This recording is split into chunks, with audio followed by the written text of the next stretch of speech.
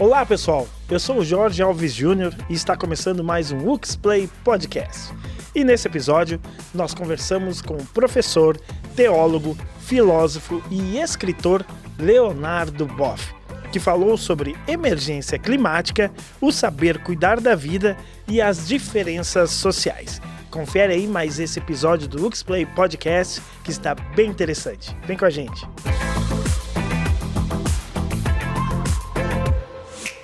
Professor Leonardo Boff, primeiramente quero lhe agradecer por dispor desse tempo, para participar aqui do UXPlay Podcast.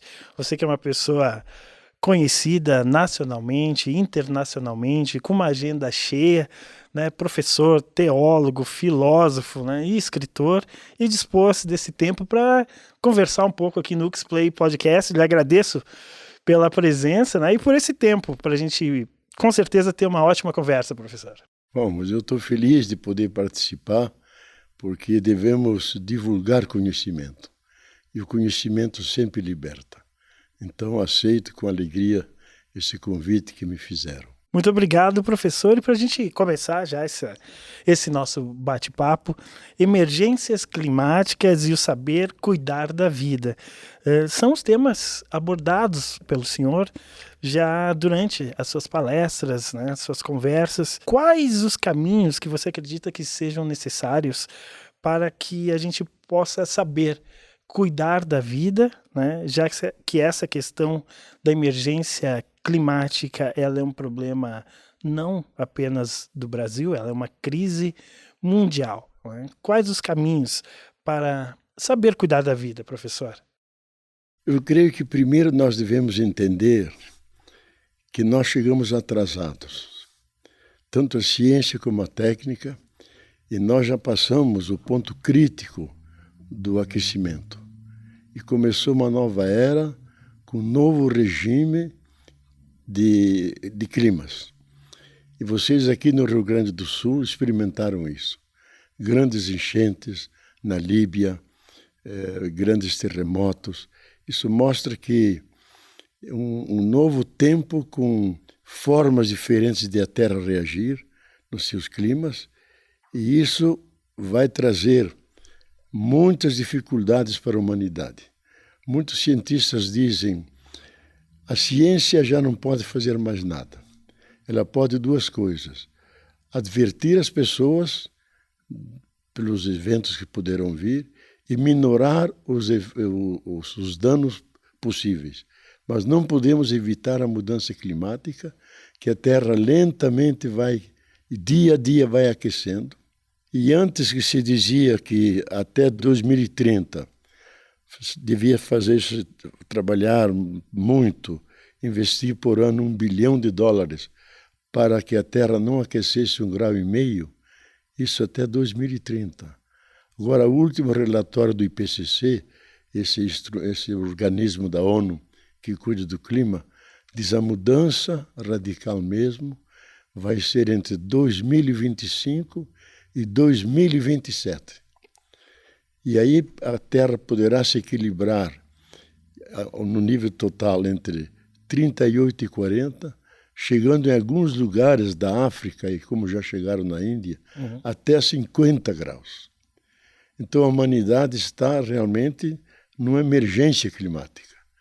Isso ocorreu só em eras passadas, e os historiadores, os arqueólogos dos climas levantam esses dados, mas dizem agora, desta vez, o grande culpado não é a natureza, é o ser humano.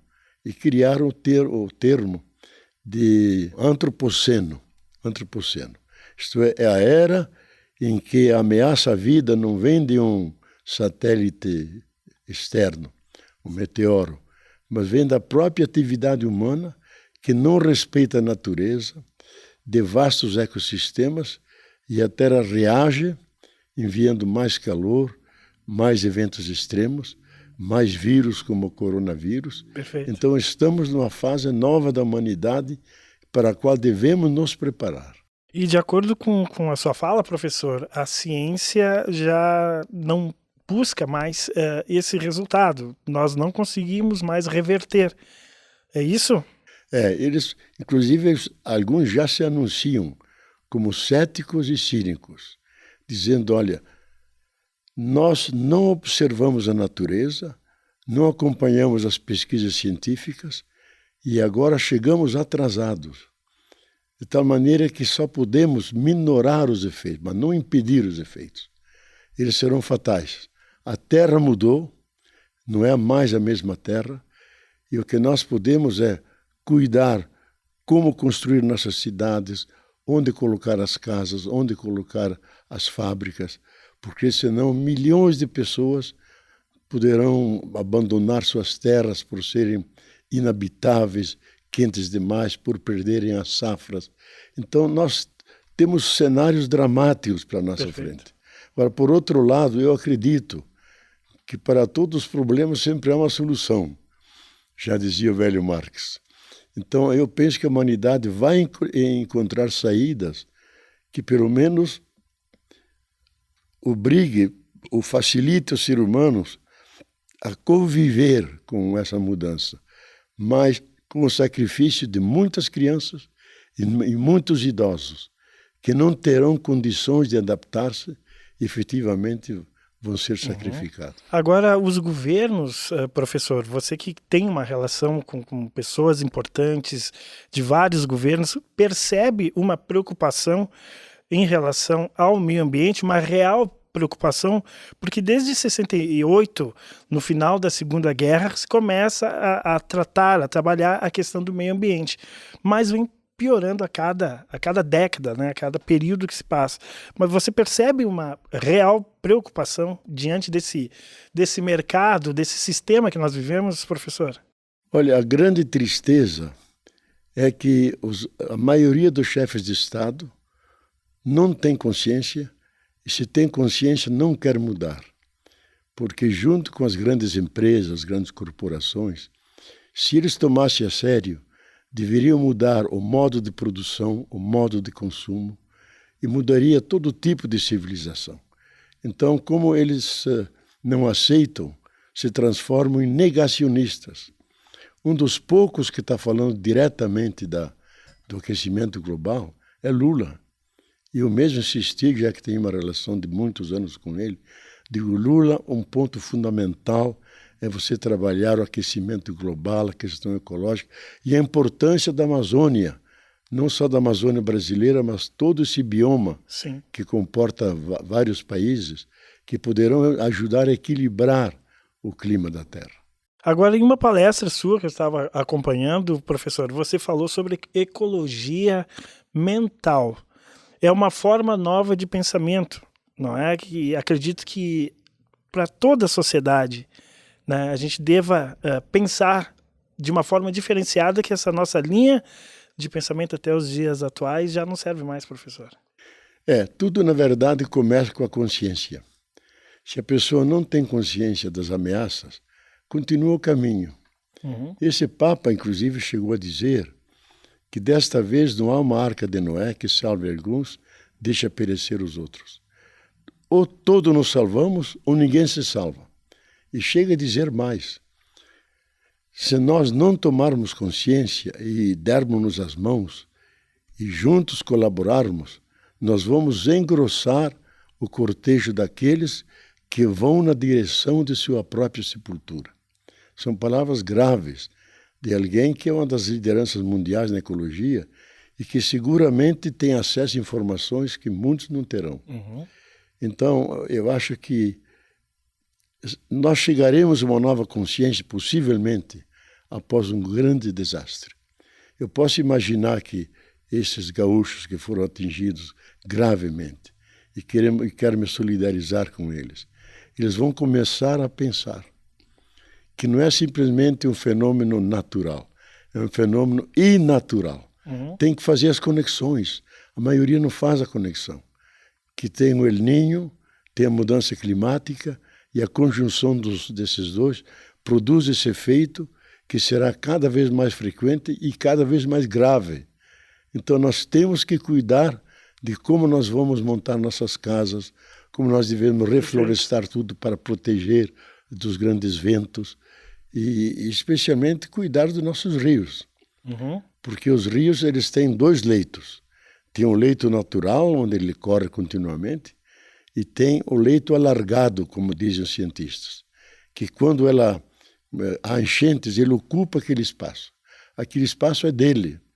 E como nós construímos aí em cima casas e cidades, etc., e não cultivamos árvores, que é a mata ciliar, para alimentar a água, impedir as inundações, nós temos que hoje repensar a forma de morar e respeitar o leito, os vários leitos, o natural, que é fácil, mas em cada região, qual é o leito alargado dele? Em alguns é maior, outra vez é menor, e temos que respeitar isso, senão vamos ao encontro realmente de catástrofes. Agora, professor, é preciso também a consciência da sociedade como um todo. Não só cobrar dos políticos, cobrar das empresas, dos governos, mas nós enquanto sociedade. Mas diante desse sistema que a gente vive, professor, que nos impulsiona para o consumo o tempo todo, é possível que a gente consiga na sociedade conseguir trazer essa consciência do meio ambiente, de cuidar do meio ambiente, que precisamos mudar? Olha, eu penso que o capitalismo, ou melhor, o produtivismo, seja capitalista, seja socialista, como na China, eles não querem refletir essa questão, porque teriam que fazer grandes mudanças. Uhum. Então, deles não, de cima vem sempre do mesmo ou pior. A coisa tem que vir de baixo. Está ocorrendo, cada vez mais grupos se reúnem, fazem plantações orgânicas, uma democracia mais participativa. Em outras palavras, hoje o ponto alto da ecologia é trabalhar o território, porque o grande sistema é totalmente insustentável. No território, sim, configurado pela natureza, não artificialmente pelos municípios, como a natureza montou as montanhas, os rios, a floresta, a população que está lá. Lá a gente consegue controlar todos os eventos extremos, ter uma democracia participativa que todos entram, incluir a cultura, as pessoas notáveis que viveram naquela região, perfeito, as festas, etc. Isso é possível e existe no mundo 111 cidades que vivem um famoso biorregionalismo e com grande sustentabilidade, não há quase transporte nem movimento, tudo se resolve ali. E a imaginação de muitos cientistas, do próprio Papa, é imaginar a Terra inteira uma espécie de tapete feito de biorregiões, cada uma sustentável, e juntas vão garantir a sustentabilidade da Terra como casa comum. Isso é uma possibilidade, mas nós estamos no começo. Mas começamos no lugar certo, a partir de baixo, a partir das vítimas, uhum, dos agricultores que criam novas cooperativas. Está cheio de movimentos. E esses estão elaborando a nova consciência e, curiosamente, tanto nos Estados Unidos como na Europa, e está começando no Brasil, os portadores da nova consciência são os jovens, que não querem mais entrar no sistema consumista, que querem viver muito mais simples, querem proteger cada árvore, cada riacho, não queimam nada, não jogam nada fora, porque tudo pode ser reciclado. Então está emergindo uma nova consciência. Ela não é hegemônica, a outra é muito mais forte, mas é um broto, é uma semente daquilo que poderá representar um futuro bom para a Terra e a humanidade. Agora, a própria forma com que nós lidamos com a nossa vida, isso tem um impacto, não é, professor, no meio ambiente. Já que você traz esse exemplo do jovem, nós vivemos aqui dentro desse sistema louco de correria e consumo. A partir do momento que a gente mudar essa forma, também vai ter um impacto no meio ambiente, não é? Eu acho que o grande empecilho não é o capitalismo como forma de produção, é o capitalismo como cultura. Nós criamos a cultura do capital, que nos obriga continuamente a trocar o celular, trocar a roupa, trocar perfeito, o tênis. Exato. E fazer as coisas já com obsolescência que duram só certos anos. Todos nós, eu, você, etc., somos vítimas dessa cultura. Então mudar uma cultura demora muito tempo. Por isso eu acho que talvez a humanidade vai aprender quando ela se confrontar com algum risco grave que pode uma região inteira desaparecer, ou ela mesma correr o risco de, como espécie, não existir mais, aí ela muda, não porque quer, porque o princípio de vida é mais forte que o princípio de morte. Então, vai optar pela vida, vai ter que renunciar a muitas coisas. O problema é se há boa vontade para fazer isso, porque os grandes milionários e bilhardários preferem perder todos os anéis, perder tudo, mas não os seus privilégios, a sua riqueza e todos os benefícios que eles tiram da própria natureza.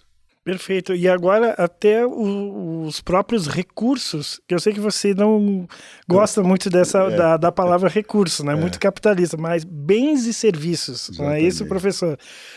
Estão escassos e a terra já não está mais dando volta também de produzir. E isso pode colapsar a qualquer momento e talvez acontecer essa questão que você apresenta para a gente, professor. No dia 2 de agosto desse ano, se publicou a sobrecarga da Terra, Year Overshoot Day. Overshoot Day. E lá se mostra que todos aqueles bens e serviços, os indígenas falam as bondades da natureza, eles estão se esgotando. Nós entramos no cheque especial, os sinais todos ficaram em vermelho e a Terra não consegue mais ter os nutrientes, a base, para ela mesma continuar viva e produzir vida em nós. E como ele é um ser vivo, Gaia, que articula o físico, o químico, o ecológico para continuar, ela nos manda mais eventos extremos, mais secas, mais tempestades, mais vírus, mais doenças, mais conflitos. A gente esquece, a gente fala do conflito da Ucrânia. Há 18 grandes conflitos, especialmente na África e no Oriente Médio, onde milhares de pessoas morrem por dia. A imprensa não fala nada disso. Mas como terra e humanidade formam uma unidade, tudo isso são maneiras de a Terra se defender contra uma guerra que nós estamos levando contra ela, sem nenhuma chance de ganhar, porque ela é muito mais poderosa que nós. Nós podemos desaparecer e ela continuará girando ao redor do Sol. Agora você falou, professor, sobre Gaia, né? Eu me lembrei que é do James Lovelock, né? Sobre a hipótese de Gaia, né? Que não é mais hipótese, é comprovado, digamos, cientificamente, a questão da inteligência do planeta. Estamos todos interligados, somos uma coisa só, planeta, seres humanos, e o ser humano precisa estar bem também, na questão da pobreza, na questão da sua alimentação, para que a gente possa dar esses passos importantes nesse frear, digamos, desse caos que está sendo o meio ambiente, professor. Olha, eu acho que tão grave quanto a mudança climática é a profunda desigualdade nos seres humanos. O que mostra que o ser humano é insensível face ao seu semelhante. Eu quero lembrar aqui uma frase do nosso querido Betinho, diz que o problema não é religioso, não é político, não é econômico, não é ideológico. O problema é a falta de sensibilidade com aquele que está do nosso lado. Nós não olhamos as feridas dele, a fome dele, e somos engolidos pelo individualismo consumista. Então, hoje, é uma humanidade cruel e sem piedade. São milhares que vêm da África e do Oriente Médio que se afogam no Mediterrâneo. Os navios podem navegar, os seres humanos não podem.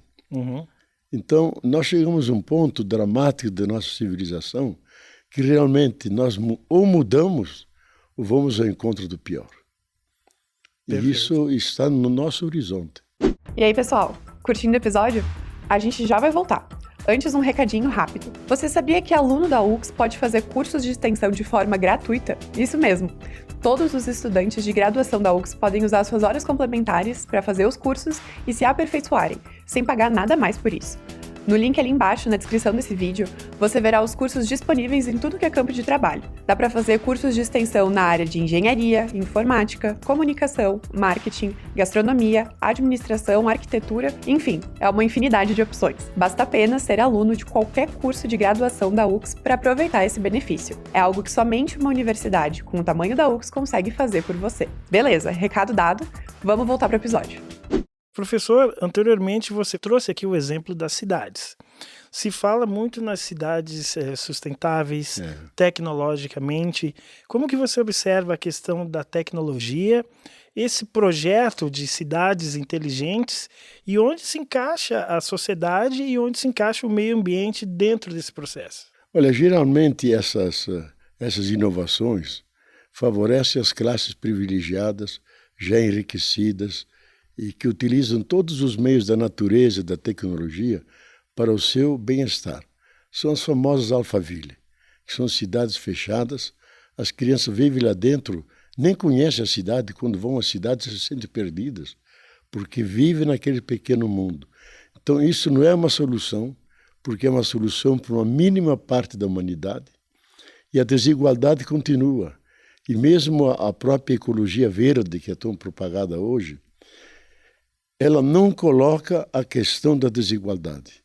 Ela recupera os territórios que foram devastados, planta milhões de árvores, como o MST quer, nesse ano que se inicia, plantar 1 milhão de árvores. Tudo isso ainda não resolve enquanto não resolvermos a desigualdade que é enorme na humanidade. É uma injustiça, e falando como teólogo, é um grito dos pobres ao céu contra o Criador e aos filhos e filhas desse Criador.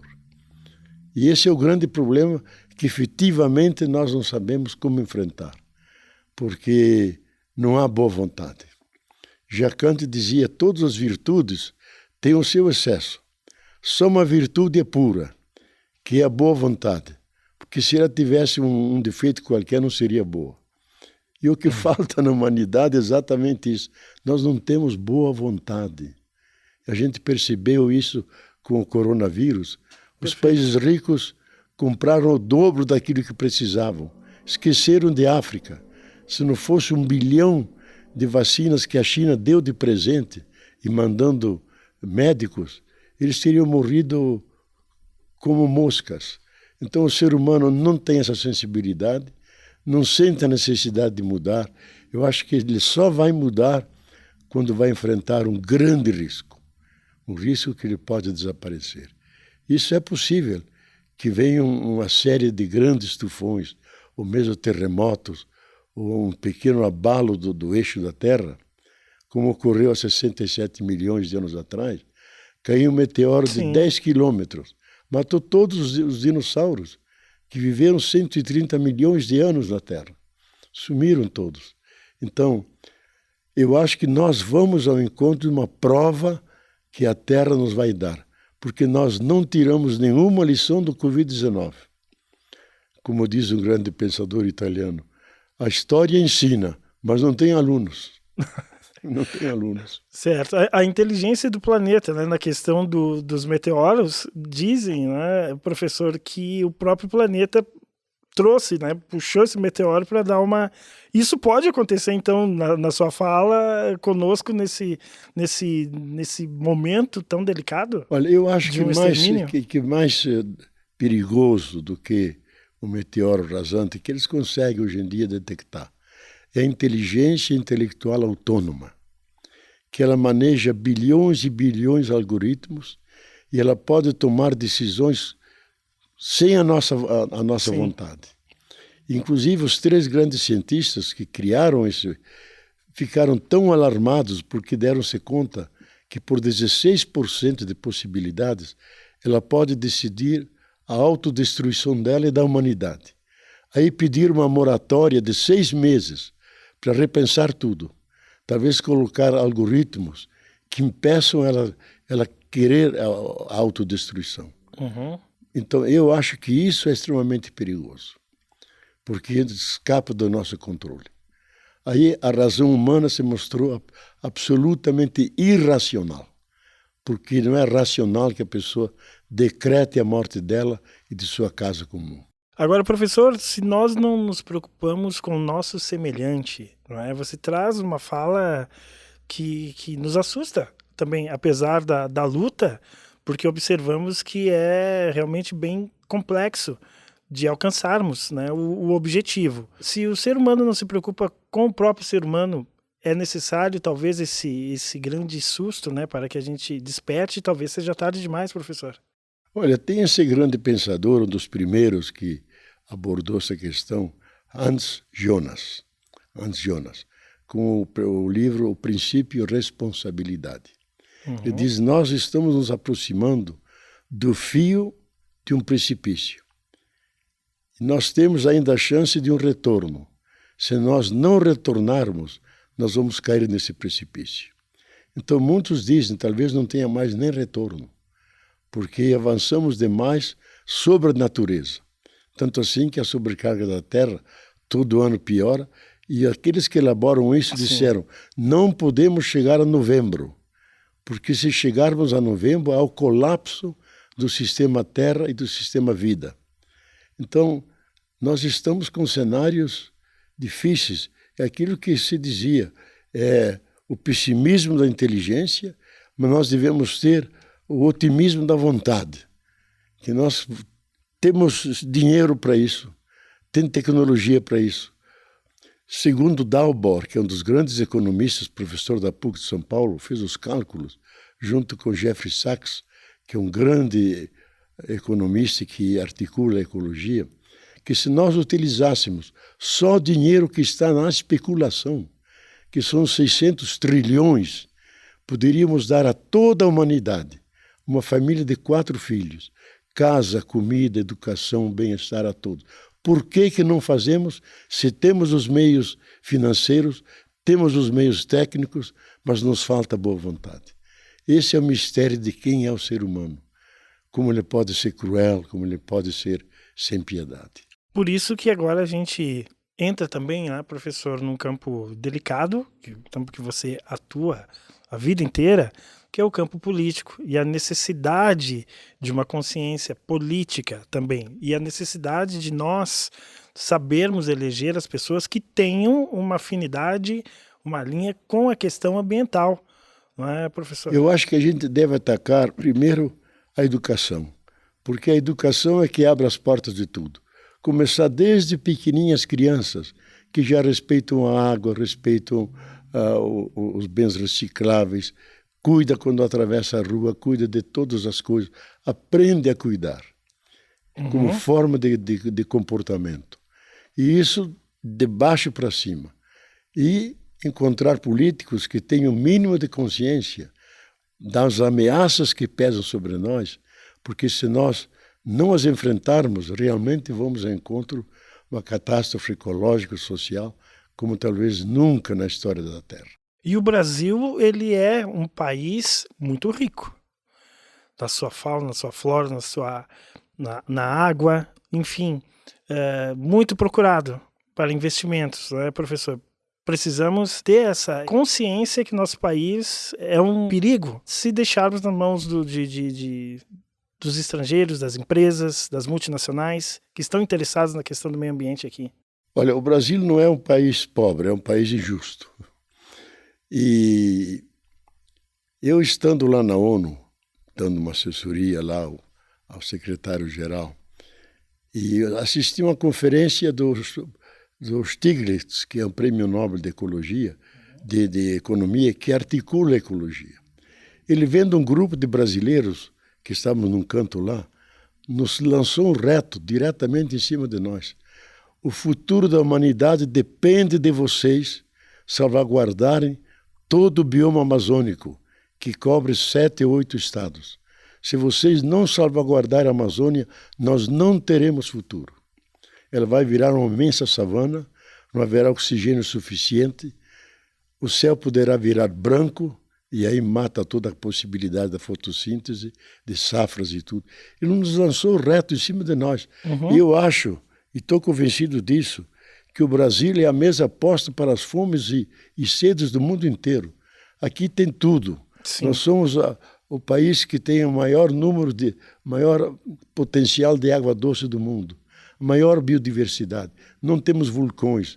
Praticamente 2/3 das terras são cultiváveis e férteis. Podemos ajudar a humanidade a fazer uma travessia feliz. Evidente que as grandes corporações querem entrar aqui e fazer dinheiro. Exato. Só que esse fazer dinheiro pode ser o suicídio delas. E nós, eu acho que devemos ter a consciência política primeiro, de não permitir isso e saber de nossa importância. A maioria não sabe que o Brasil é decisivo para o futuro da humanidade. Lula, mais e mais, está tendo essa consciência. Ele revelou isso na ONU, em todos os discursos, coisa que ele não fazia antes. Ele se meteu na cabeça, eu mesmo trabalhando muito com ele, que somos velhos amigos, disse: Lula, a questão fundamental, junto com a desigualdade, é a vida e a terra. Você tem que dar centralidade a isso em teu governo. Senão será um fracasso não só para nós, será para a inteira humanidade. Ele está tomando a sério isso, e aí eu vejo uma esperança de que nós possamos ajudar a humanidade a buscar um equilíbrio, porque se a gente notou nos dias de hoje o calor que houve em todo o Brasil, é de assustar, de 40, 42 graus. Ninguém consegue suportar isso, mas são sinais que a Terra dá. Sim. E nós devemos aprender desses sinais. Eu assistia, professor, um documentário recentemente, você falando sobre a questão do calor, a importância do deserto do Saara para a Amazônia. Como as coisas estão totalmente interligadas. A areia do deserto, isso só foi possível através de estudos vistos do espaço. Que essa areia ela migra até a Amazônia, que ela é muito úmida, e essa areia ajuda a manter uma estabilidade, né, de calor, enfim. Com o desmatamento, com todos esses problemas que nós estamos vivendo, isso tudo se perde, né? Então, chegamos a um ponto realmente bem crítico e que talvez, mesmo com a sua fala e a riqueza do país, a gente tenha que se preocupar na questão de reverter ou pelo menos estabilizar, professor. Olha, essa areia do Saara tem uma dupla função. Ela ameniza o aquecimento, por outro lado, ela dificulta a fotossíntese, porque ela se deposita sobre as folhas, e a fotossíntese é através do sol, ela absorve dióxido de carbono e transforma em oxigênio. Então, esse pó tem também esse lado negativo. E devemos lembrar que há 20 mil anos atrás, o Saara era uma Amazônia. O Nilo desembocava no Atlântico. E a Terra teve um pequeno desvio no eixo central dela. Os ventos e as chuvas desapareceram e a população que estava lá começou a matar todos os grandes animais, as grandes preguiças. Foi se formando lentamente o deserto até virar o deserto maior do mundo, que cresce 1,5 km por ano. Então, se nós não cuidarmos, quem diz isso é o Antônio Nobre, nosso grande cientista, se nós não cuidarmos da Amazônia, ela poderá virar um Saara, uma grande savana que vai prejudicar todo o equilíbrio climático do planeta, não só do nosso lado aqui. Professor, agora com relação à consciência, né, da sociedade. Eu estava pesquisando, cada indivíduo aqui no Brasil, né, cada país tem aí o seu nível de consumo econômico, nós produzimos basicamente cada um 400 quilos de lixo por ano. Como que nós podemos, através da educação ou de alguns trabalhos também, alertar a sociedade para que cada um cumpra também o seu papel diante da dificuldade que eu vejo que é lutar contra um sistema. A gente liga a televisão, a gente está nas redes sociais, é consumo, consumo, consumo, é ter, não é? Mas como chegar até a população?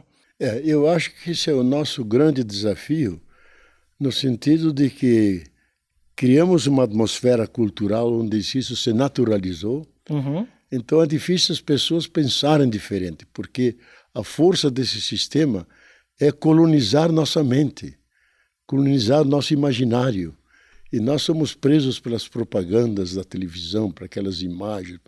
Então, um dos desafios imensos nossos é pela educação, pela conscientização coletiva. Não pode ser um pequeno grupo. A humanidade inteira tem que tomar consciência que ela vive um grande risco de desaparecer e que ela deve, começando com cada um, fazendo as famosas revoluções moleculares. Isto, ela começa a mudar na forma de tratar aqueles materiais recicláveis.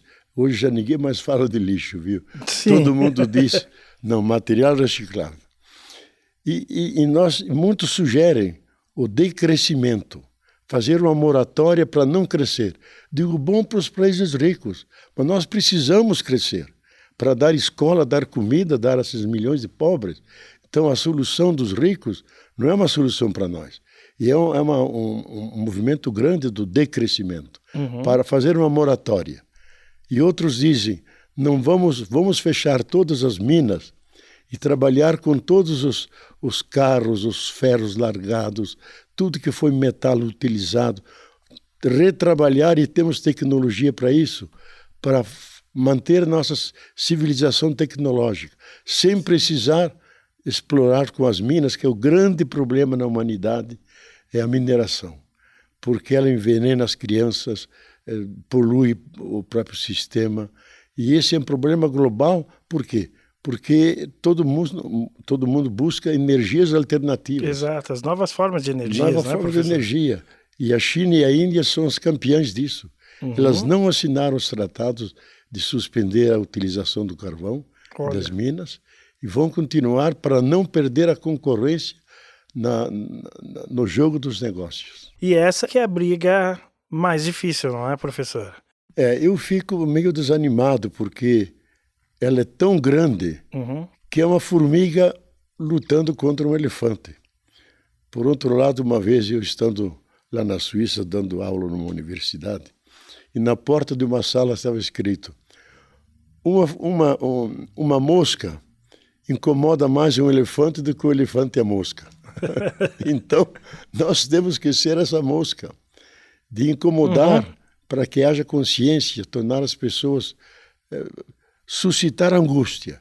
Mas angústia não no sentido psicológico de ficar deprimido, no sentido filosófico, de face a riscos grandes, fica angustiado. Eu quero me salvar, quero encontrar saídas. Então, eu digo, olha, eu vim aqui não para consolar vocês, vim para suscitar aquela angústia que tem as mãos operosas, que move vocês a mudarem e realizem um esperançar de Paulo Freire. Que esperançar não é esperar, com os braços cruzados que alguma coisa vai acontecer. Esperançar é criar as condições para que as mudanças que nós queremos sejam viáveis. E de lentamente vai criando um mundo diferente.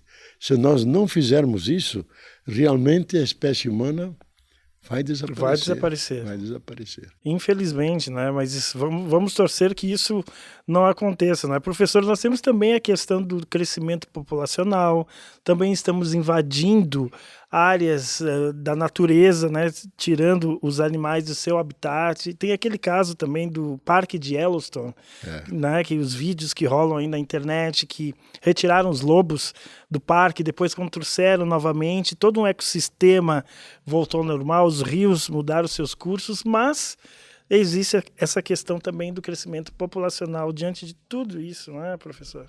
A Terra aguenta 10 bilhões, nós chegamos a 8. Então, tem a teoria chamada placa de Petri, que são duas folhas de vidro. Você coloca nutrientes e coloca bactérias. E quando elas se dão conta que os alimentos vão faltar, todas elas se suicidam simultaneamente. Então, muitos cientistas, especialmente biólogos italianos, dizem: a Terra é uma placa de Petri.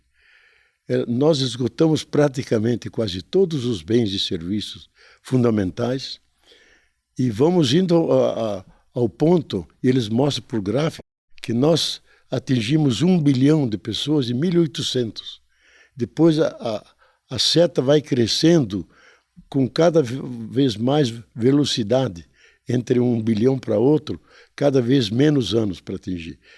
Então é possível que nós vamos ao encontro de um ponto que a Terra diz: estou cansada, não aguento.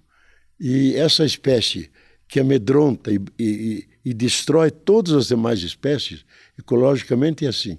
Quando uma espécie elimina as demais, a própria natureza dá um jeito de limitar essa espécie ou até eliminá-la. E o ser humano ocupou 83% do planeta, não ocupou 17% porque não dá para ir até os Alpes, até a Concagua, até o Everest. ele ocupou tudo, mas ocupou destruindo e não deixando que a terra descanse para refazer seus nutrientes. Continua explorando. É aí que muitos teóricos do cenário do futuro dizem é a terra que vai derrotar esse modo de produção capitalista que explora até o fim, porque ele está tão azeitado, esse sistema, que ele vai até o ponto de tornar a terra inteira inabitável, para eles e para nós. Bom, eu não sei se a humanidade vai aceitar isso.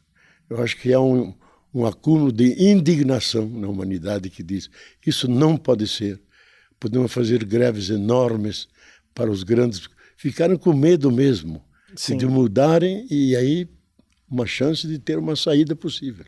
Inclusive, eu vi projetos, professor, de cidades sendo construídas no oceano. E a gente sabe que os nossos oceanos também estão numa situação bem crítica, né? Sim, são formas que a tecnologia sugere, mas o problema é a qualidade de vida dentro de uma cápsula lá no fundo do mar. Como é que vão se comportar os seres humanos psicologicamente, humanamente? Sim, sim. Então, é uma solução técnica, mas não é uma solução humanística. Por isso estão buscando tanto fora do planeta. Que é uma ilusão, porque se eles forem até Marte, Marte não tem atmosfera. Eles vão morrer lá ou criar uma bolha em que vive lá dentro. Uma meia dúzia, né? Uma meia dúzia, de uma forma muito mais miserável do que aqui, e que vão ter saudade da Terra. Nós somos da Terra, somos a Terra que pensa, que anda, que cuida, e nós temos que darmos conta dessa realidade. E que é um organismo vivo, não é, professor? Que é um organismo vivo, isso antes era uma hipótese de James Lovelock, que aliás faleceu ano passado com 103 anos. Sim. 103 anos. Em 2002, ele e o grupo dele fizeram as provas num grande congresso em Haia para fazer que de hipótese virasse teoria científica. E trouxeram as provas e ela virou realmente teoria científica. A ciência não conhece verdade, conhece teoria. Se a teoria não é refutada, ela é tida como verdadeira.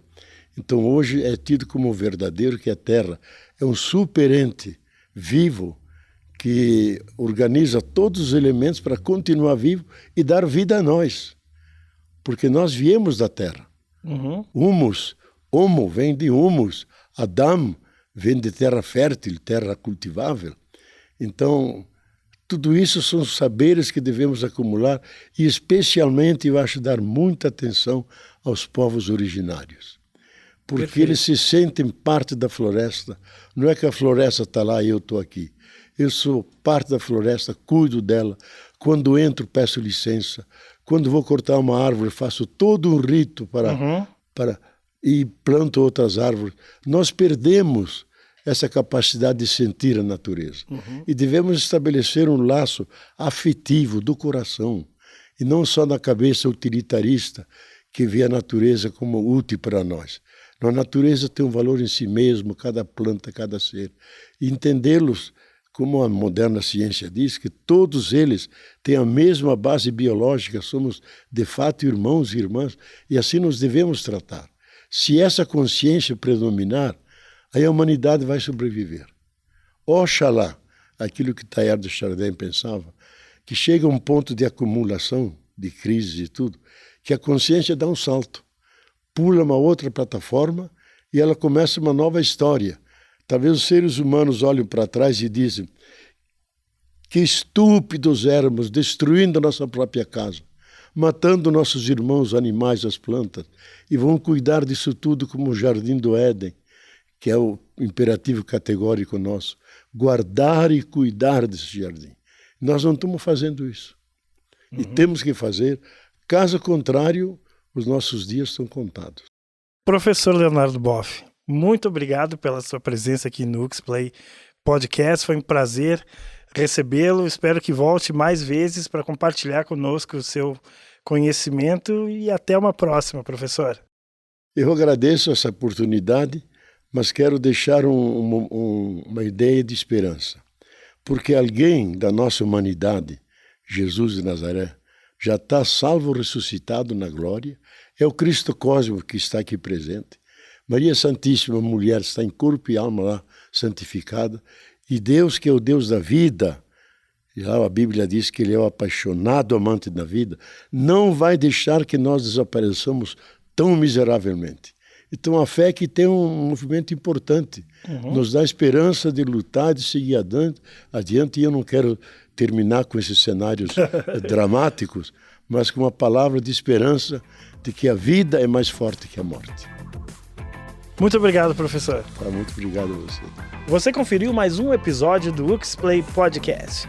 Não esqueça de dar o like, deixar o seu comentário e compartilhar o conteúdo. Você pode nos acompanhar no YouTube, no Spotify ou então em nossas redes sociais, @UXplay, no Facebook, no Instagram, no TikTok ou no Twitter, que agora é X. Um forte abraço e até o próximo episódio.